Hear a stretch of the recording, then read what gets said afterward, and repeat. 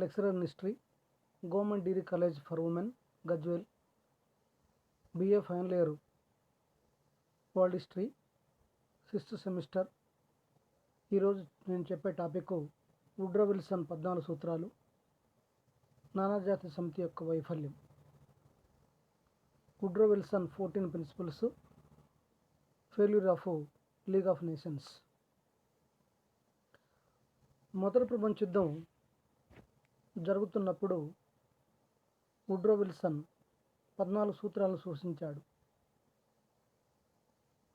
మొదటి ప్రపంచ యుద్ధం జరుగుతున్నప్పుడు అమెరికా అధ్యక్షుడైన వుడ్రో విల్సన్ 14 సూత్రాలను సూచించాడు. యుద్ధం అనేది 2 దేశాలకు నష్టమే. కాబట్టి ఈ కూటముల మధ్య సంధి జరిగితే బాగుంటుంది, ఆ సంధి ద్వారా సమస్య పరిష్కారం అవుతుందని వుడ్రో విల్సన్ 14 సూత్రాలు సూచిస్తే, ఈ వుడ్రో విల్సన్ 14 సూత్రాలను కేంద్ర రాజ్య కూటమి అంటే ముఖ్యంగా జర్మనీ పెడచెవిన పెట్టింది. చివరికి ప్రపంచ యుద్ధమే రావటానికి దారితీసింది. ఈ వుడ్రో విల్సన్ యొక్క 14 సూత్రాల్లో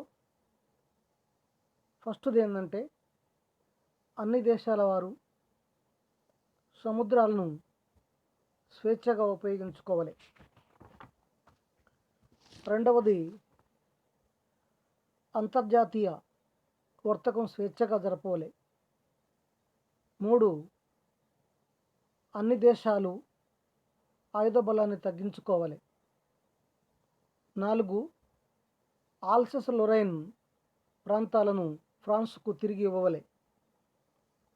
5, ఆస్ట్రియా హంగరీలోని అనేక జాతులకు స్వయం పరిపాలన ఇవ్వాలి. 7, 6, ఇటలీ యొక్క సరిహద్దులు నిర్ణయించవాలి. 7, దేశాల మధ్య ఒడంబడికలు రహస్యంగా గాక బాహటంగా జరగాలి. 8, రష్యా భూభాగం నుంచి విదేశీ సైన్యాలు వైదొలగాలి.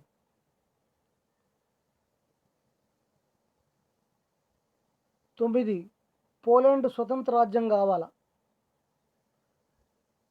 10, బెల్జియం స్వతంత్రమును కాపాడుకోవాలి. 11, బాల్కన్ రాజ్యాలైన రుమేనియా, సెర్బియా, మాంచినిగ్రోల ప్రజల జాతీయ భావాలను గుర్తించాలి. 12, వలసల హక్కులు న్యాయంగా నిర్ణయం కావాలి. 13, టర్కీలోని కొన్ని జాతులకు స్వయం పాలన ఇవ్వాలి. 14, ప్రపంచ శాంతిని పరిరక్షించుటకు ఒక అంతర్జాతీయ సంస్థ ఒకటి ఏర్పడాలి. ఈ 14 సూత్రాలు వుడ్రో విల్సన్ జారీ చేయడం జరిగింది. యూరప్కు సంబంధించిన ప్రత్యేకమైన మార్పులు, అంతర్జాతీయ సంబంధాల్లో కొత్త సూత్రాలు, ఈ యుద్ధనంతరం పరిష్కారం అనుసరించాలని ఈ సూత్రాలు తెలుపుతున్నాయి. 14 సూత్రాల్లో స్వయం నిర్ణయాధికార సూత్రాన్ని అనేక రీతులుగా సూచించారు. యూరప్లోని వివిధ రాజ్యాలకు స్వతంత్ర హక్కు విల్సన్ ప్రకటించాడు. అంతర్జాతీయ సంస్థను స్థాపించాలనేది 14 సూత్రాల్లో చాలా ముఖ్యమైనది. విల్సన్ ప్రతిపాదికలైన యుద్ధం ముగియటకు తోడ్పడింది. ఈ 14 సూత్రాలకు తోడుగా విల్సన్ మరో 4 సూత్రాలకు కొన్ని ప్రకటనలు కూడా చేశాడు. విల్సన్ 14 సూత్రాలు అనేక దేశాల్లోని ప్రజల్లో ఆశలను రేపాయి. ఇటలీ ప్రజలు అతనికి ఘన స్వాగతం ఇచ్చారు. విల్సన్ను తమ రక్షకుడని జర్మన్లు కూడా భావించారు. అయితే విల్సన్ యొక్క ఆదర్శవాదం ఏదైతే ఉందో అది ఎవరు కూడా సరిగా అర్థం చేసుకోలేదు. మిగతా అగ్రనాయకుల వలె విల్సన్ దౌత్య విషయాల్లో ఆరితేరిన వాడు కాడు. కాగా విల్సన్ యొక్క విధానాలని అమెరికా సెనెట్ అంగీకరించలేదు. కనుకనే సందేశం ఇవ్వలేని వక్తగా విల్సన్ను కొందరు అభివర్ణించడం జరిగింది. ఇది విల్సన్ 14 సూత్రాలు. దీని తర్వాత నానాజాతి సమితి యొక్క వైఫల్యం. నానాజాతి సమితి యొక్క వైఫల్యానికి కారణం 1920 సంవత్సరంలో యుద్ధాలు తిరిగి జరగకుండా ఆపడానికి, ప్రపంచ శాంతికి దోహదం కల్పించడానికి అమెరికా అధ్యక్షుడు విల్సన్ చేసిన కృషి ఫలితంగా నానాజాతి సమితి స్థాపన జరిగింది. నానాజాతి సమితి 20 సంవత్సరాల కాలంలో కొన్ని సమస్యలు మాత్రమే పరిష్కరించింది. కానీ రెండవ ప్రపంచ యుద్ధం సంభవించకుండా చేయలేదు. ప్రపంచ శాంతి స్థాపనలో నానాజాతి సమితి విఫలమైందని చెప్పాలి. నానాజాతి సమితి బలహీనమైన పునాదులపై నిర్మించిన ప్రథమ అంతర్జాతీయ సౌధమని ఇక్కడ చెప్పడం జరుగుతూ ఉంది. దీనికి అగ్రరాజ్యాల సహకారం అంతంత మాత్రంగా లభించింది. అందుచేత పలుసార్లు అగ్రరాజ్యాల దురాక్రమణను ఇది అదుపు చేయలేకపోయింది. అంతేకాక 1939 నాటికి ఇది ఇంగ్లాండ్, ఫ్రాన్సుల యొక్క గృహ సంస్థగా మాత్రమే మిగిలిపోయింది. నానాజాతి సమితి ఏర్పాటు ప్రపంచానికి కొత్త అనుభవం లాంటిది. అంతేకాక సామ్రాజ్యవాదం, నియంతృత్వములు ప్రపంచమంతటా తాండవిస్తున్న సమయమున ఈ సమితి అతి కష్టంగా 20 సంవత్సరాల పాటు కొనసాగింది. కాబట్టి ఇది విఫలమైనప్పటికీ దీనిని కొనియాడవలసి ఉన్నదని చెప్పి మన చరిత్ర గుర్తుంచుకోవాలి. రెండవ ప్రపంచ యుద్ధం తర్వాత అంతర్జాతీయ సంస్థను ఏర్పరచుటలో దీని అనుభవం బాగా ఉపకరించింది. ఆనాటి చరిత్రకారులు నానాజాతి సమితి గురించి ఈ విధంగా శ్లాఘించారు. League is dead, long live UNO అని శ్లాఘించారు. ప్రపంచంలో పెద్ద యుద్ధాలు లేకుండా శాంతియుత జీవన విధాన అభివృద్ధికి పాటుపడ్డ సమితి 1939 సంవత్సరంలో రెండవ ప్రపంచ మహాసంగ్రామం రాకుండా నివారించలేకపోయింది. అయితే ఈ వైఫల్యానికి ఎన్నో కారణాలు ఉన్నాయి. వాటిలో మాత్రం కొన్ని మాత్రం మనం వివరించడం జరిగింది. నానాజాతి సమితి వైఫల్యానికి గల కారణాలు. నానాజాతి సమితి చిన్న చిన్న రాజ్యాల మధ్య తగాదాలను మాత్రమే విజయవంతంగా పరిశీలించగలిగింది. అయితే అగ్రరాజ్యాలు చిన్న రాజ్యాల మీద దురాక్రమణ జరిపినప్పుడు సమితి నిస్సాయురాలై ఉంది, ఏం చేయలేకపోయింది. నానాజాతి సమితి వైఫల్యానికి కారణాల్లో నెంబర్ 1 ఏంటంటే మంచూరియాపై జపాన్ దండయాత్ర. మంచూరియాపై జపాన్ యొక్క దురాక్రమణ. మంచూరియా విషయంలో జపాన్, చైనాల మధ్య వివాదం ఎప్పటి నుంచో ఉంది. 1931 సెప్టెంబర్లో జపాన్ మంచూరియాపై దండెత్తి ఆక్రమించుకుంది. అక్కడ మంచుకో కీలుబొమ్మ ప్రభుత్వం సృష్టించింది. చైనా జపాన్ మీద ఫిర్యాదు చేసి నానాజాతి సమితి సాయాన్ని కోరింది. మంచూరియా నుంచి జపాన్ తన సైన్యాలను ఉపసంహరించుకోవాలని చెప్పి సమితి ఆదేశించింది. కానీ ఆ దేశంను జపాన్ లక్ష్య పెట్టలేదు. జపాన్ను దురాక్రమణ జరిపిన దేశంగా నానాజాతి సమితి తీర్మానించింది. 1933లో మార్చిలో జపాన్ సమితిలో తన సభ్యత్వను ఉపసంహరించుకుంది. ఈ విధంగా జపాన్ దురాక్రమణను నానాజాతి సమితి అరికట్టలేకపోయింది. ఇకపోతే నానాజాతి సమితి వైఫల్యం కారణాలు రెండవది ఇథియోపియాపై ఇటలీ యొక్క దురాక్రమణ. ఇటలీ నియంత ముసోలిని ఇథియోపియాపై దురాక్రమణ జరిపాడు. ఇథియోపియా నానాజాతి సమితి సాయం కోరింది. ఇంగ్లాండ్, ఫ్రాన్సులు ఇటలీపై సమితి ఎలాంటి చర్య తీసుకోకుండా అడ్డుపడ్డాయి. 1935లో ముసోలిని సైన్యాలు ఇథియోపియాను ఆక్రమించుకున్నాయి. సమితి ఇటలీని దురాక్రమణ జరిపిన దేశంగా ప్రకటించింది. ఆర్థిక ఆంక్షలను విధించింది. కానీ ఈ ఆంక్షలను ఇంగ్లాండ్, ఫ్రాన్సు, అమెరికాలే పాటించలేదు. ఇటలీ రాజును ఇథియోపియా చక్రవర్తిగా ఇటలీ ప్రకటించింది. దీని తర్వాత నెక్స్ట్ నానాజాతి సమితి వైఫల్యం కారణాల్లో మూడవది స్పెయిన్ యొక్క అంతర్యుద్ధం. స్పెయిన్ యొక్క అంతర్యుద్ధం 1933లో స్పెయిన్లో కమ్యూనిస్టుల మద్దతుతో ప్రజాస్వామ్య ప్రభుత్వం ఏర్పడింది. స్పెయిన్లో ఫాసిస్టు నాయకుడైన జనరల్ ఫ్రాంకో,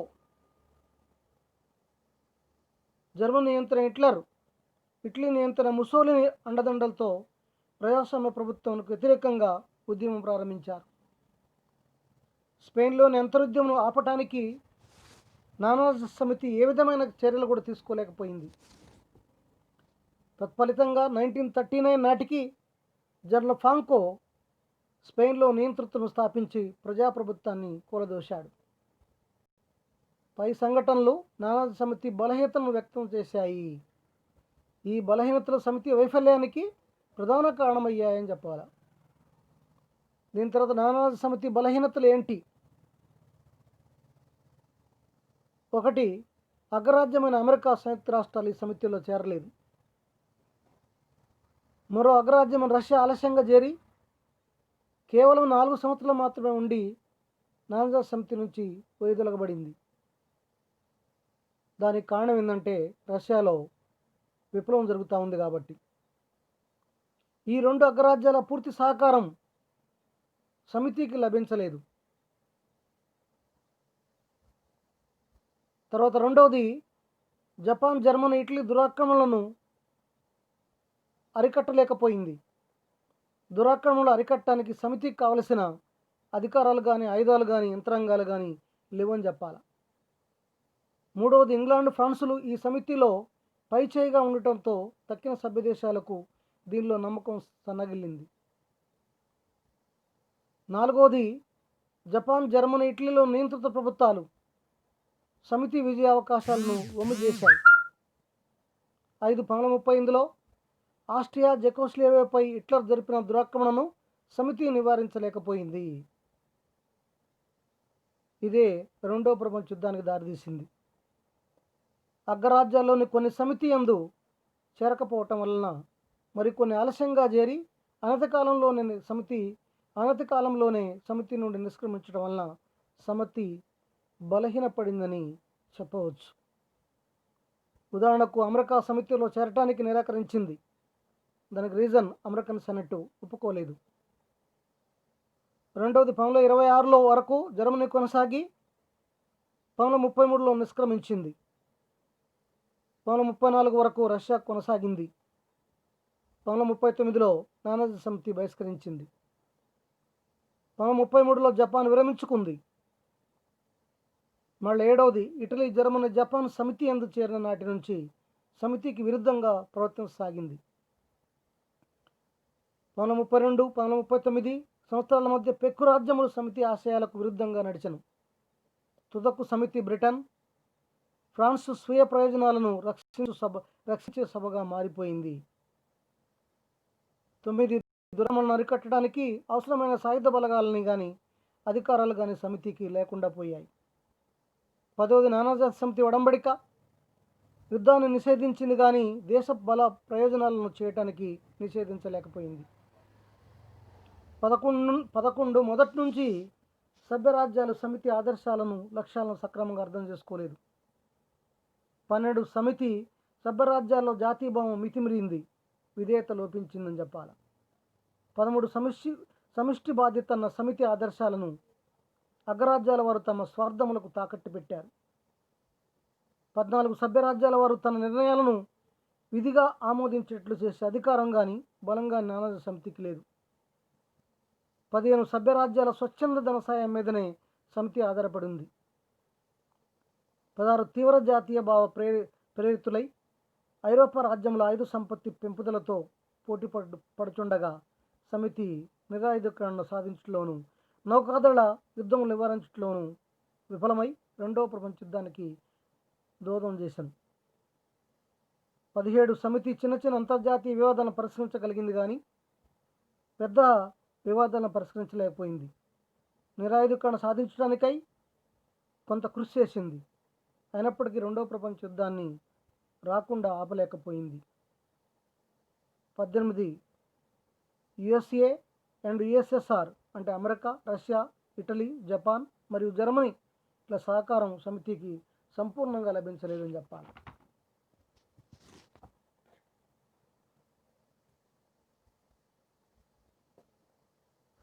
ఇక 1929, 31లో సంభవించిన ప్రపంచ ఆర్థిక మందం కూడా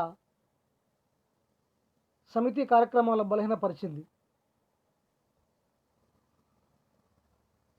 అంతేకాక భవిష్యత్తులో నానాజాతి సమితి అంతర్జాతీయ శాంతిని పరిరక్షించే సంస్థగా కాక అంతర్జాతీయ సహకారం పెంపొందే సంస్థగా మిగిలిపోయింది. ఈ సంస్థ పనిచేసిన అనుభవమే రెండవ ప్రపంచ యుద్ధానంతరం స్థాపించబడిన ఐక్యరాజ్య సమితి యొక్క పనితీరును మెరుగుపరిచిందని చెప్పాలి. ఐరోపా, అమెరికా ఖండాల ప్రజలు ఈ సమితిపై ఎన్నో గొప్ప ఆశలు పెట్టుకొని ఇది ప్రపంచంలో ఒక నూతన శకారంభానికి నాంది అని తలపోశారు. వాళ్ళ యొక్క ఆశలు ఆశలు అయిపోయాయి. ఆచార్య గుచ్ అనే అతను ఒక మాట మాట్లాడాడు.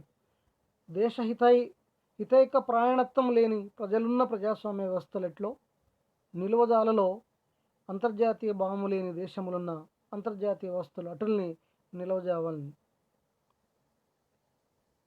అంటే దీంట్లో ఒక చరిత్రకారుడు చెప్పిన దాంట్లో ఏంటంటే సమితి వైఫల్యం చెందలేదు, సమితిలోని సభ్యరాజ్యాల వారి వైఫల్యం సమితి వైఫల్యంగా మారిందని. నానాజాతి సమితిని కొంతమంది కొన్ని రకాలుగా విమర్శించారు. నానాజాతి సమితిని అభిప్రాయాల వేదికని, దొంగల సమితి అని, వాయిదాల కూడలని చులకన చేసి పరిహసించడం జరిగింది. అంతేకాక ఇది మురిగేదే కానీ కరిచేది కాదని చెప్పి కూడా ఈసడించడం జరిగింది. సరే, ఏది ఏమైనా ఇది కొనసాగిన 20 సంవత్సరాల కాలంలో ఎంతో కృషి తెలిపిందని చెప్పక తప్పదు. ముఖ్యంగా రాజకీయంగా, ఆర్థికంగా ఎన్నో శాంతియుత విజయాలను సాధించింది. రాజకీయంగా మాత్రం దాదాపు 40 వివాదాలను పరిశీలించి పరిష్కరించిందని చెప్పాలి. Thank you very much.